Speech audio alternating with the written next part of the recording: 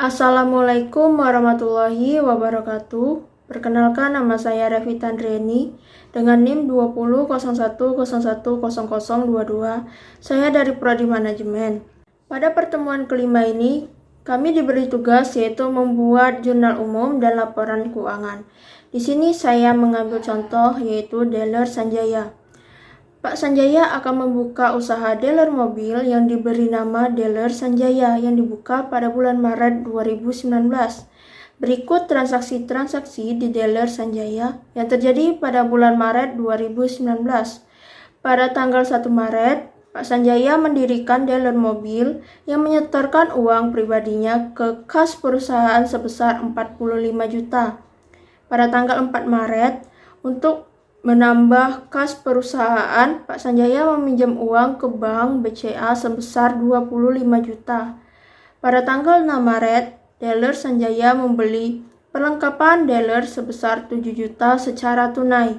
Pada tanggal 9 Maret, Pak Sanjaya mengambil uang kas perusahaan sebesar 5 juta untuk keperluan pribadi. Pada tanggal 12 Maret, Pak Sanjaya membeli perlengkapan dari toko Bintang Timur senilai 20 juta secara kredit dengan rincian sebagai berikut. 1.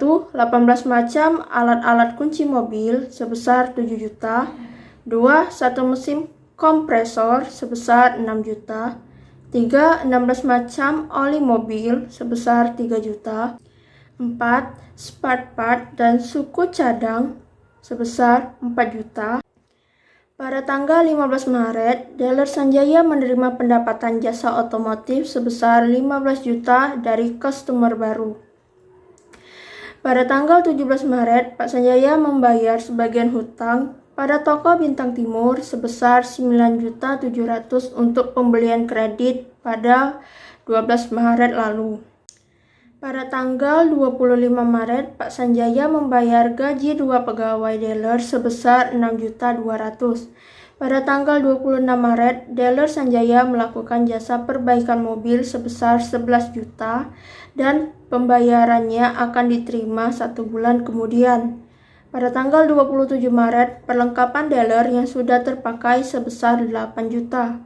Pada tanggal 29 Maret, tagihan pemakaian listrik PLN dealer Sanjaya sebesar 600.000 dan tagihan pemakaian air PDAM sebesar 120.000. Pada tanggal 31 Maret, Pak Sanjaya membayar utang sewa ruko sebesar 15 juta sampai bulan April 2019. Nah, ini adalah jurnal umumnya. Terjadi transaksi pada tanggal 1 sampai 31 Maret. Nah, pada tanggal 1 Maret, Pak Sanjaya mendirikan dealer mobil dengan menyetorkan uang pribadinya ke kas perusahaan sebesar 45 juta.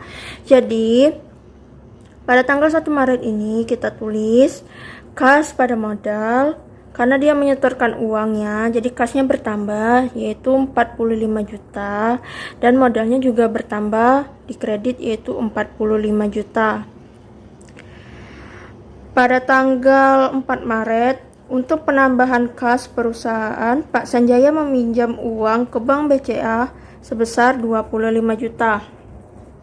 Jadi pada tanggal 4 Maret ini, Pak Sanjaya itu meminjam uang, jadi nama akunnya kita buat kas dan hutang. Kasnya berada di debit 25 juta dan hutangnya berada di kredit yaitu 25 juta. Karena dia meminjam uang, jadi kita tulis di sini hutang. Ada di kredit yaitu 25 juta. Pada tanggal 6 Maret, dealer Sanjaya membeli perlengkapan dealer sebesar 7 juta secara tunai. Jadi pada tanggal 6 Maret ini dia membeli perlengkapan, otomatis di sini nama akunnya yaitu perlengkapan pada kas. Dia membeli peralatan jadi kasnya berkurang. Nah, perlengkapan kita tulis di debit yaitu 7 juta dan kas berada di kredit yaitu 7 juta. Pada tanggal 9 Maret, Pak Sanjaya mengambil uang kas perusahaan sebesar 5 juta untuk keperluan pribadi. Jadi pada tanggal 9 Maret ini, nama akunnya kita buat PRAF dan kas. PRAF ada di debit yaitu 5 juta, kas berada di kredit yaitu 5 juta. Pada tanggal 12 Maret, Pak Sanjaya membeli perlengkapan dari toko Bintang Timur senilai 20 juta secara kredit dengan rincian sebagai berikut: 18 macam alat-alat kunci mobil sebesar 7 juta, 1 mesin kompresor sebesar 6 juta, 16 macam oli mobil sebesar 3 juta, 4 spare part dan suku cadang sebesar 4 juta. Jadi, karena Pak Sanjaya tadi membeli perlengkapan, jadi perlengkapannya kita tulis di debit yaitu 20 juta. Karena dia membelinya secara kredit, jadi mempunyai hutang. Hutangnya berada di kredit yaitu 20 juta. Pada tanggal 15 Maret, dealer Sanjaya menerima pendapatan jasa otomotif sebesar 15 juta dari customer baru. Nah, jadi pada tanggal 15 Maret ini, nama akunnya kita tulis kas dan pendapatan. Karena dia menerima pendapatan, jadi kita tulis di sini pendapatan jasa. Kas bertambah di debit yaitu 15 juta dan pendapatan jasanya berada di kredit yaitu 15 juta. Pada tanggal 17 Maret, Pak Sanjaya membayar sebagian hutang pada toko Bintang Timur sebesar 9.700.000 untuk pembelian kredit pada 12 Maret lalu. Jadi, pada tanggal 17 Maret ini kita tulis nama akunnya hutang usaha dan kas. Hutang usaha berada di debit yaitu 9.700.000, kasnya berada di kredit yaitu 9.700.000. Pada tanggal 25 Maret, Pak Sanjaya membayar gaji 2 pegawai dealer sebesar 6.200.000. Jadi pada tanggal 25 Maret kita tulis beban gaji dan kas. Beban gajinya ada di debit yaitu 6.200.000 dan kasnya berada di kredit yaitu 6.200.000. Pada tanggal 26 Maret, dealer Sanjaya melakukan jasa perbaikan mobil sebesar 11 juta dan pembayaran akan diterima 1 bulan kemudian. Nah, pada tanggal 26 Maret ini kita tulis nama akunnya piutang usaha dan pendapatan jasa. Piutang usaha ada di debit yaitu 11 juta dan pendapatan jasa ada di kredit yaitu 11 juta. Pada tanggal 27 Maret, perlengkapan dealer yang sudah terpakai sebesar 8 juta. Jadi pada tanggal 27 Maret ini, kita tulis beban perlengkapan dan perlengkapan. Beban perlengkapannya ada di debit yaitu 8 juta dan perlengkapannya ada di kredit yaitu 8 juta. Pada tanggal 29 Maret, tagihan pemakaian listrik PLN dealer Sanjaya sebesar 600.000 dan tagihan pemakaian air PDAM sebesar 120.000. Jadi pada tanggal 29 Maret ini akunnya ada 3. Yang pertama beban listrik, beban air PDAM, dan kas. Beban listrik ada di debit yaitu 600.000, beban air PDAM yaitu 120.000 ada di debit juga, dan kasnya berada di kredit yaitu 720. Pada tanggal 31 Maret, Pak Sanjaya membayar uang sewa ruko sebesar 15 juta sampai bulan April 2019. Jadi pada tanggal 31 Maret ini nama akunnya kita buat sewa dibayar di muka dan kas. Sewa dibayar di muka berada di debit yaitu 15 juta dan kas berada di kredit yaitu 15 juta. Setelah itu dijumlahkan jumlah dari debit yaitu 167.620 dan kreditnya juga 167.620.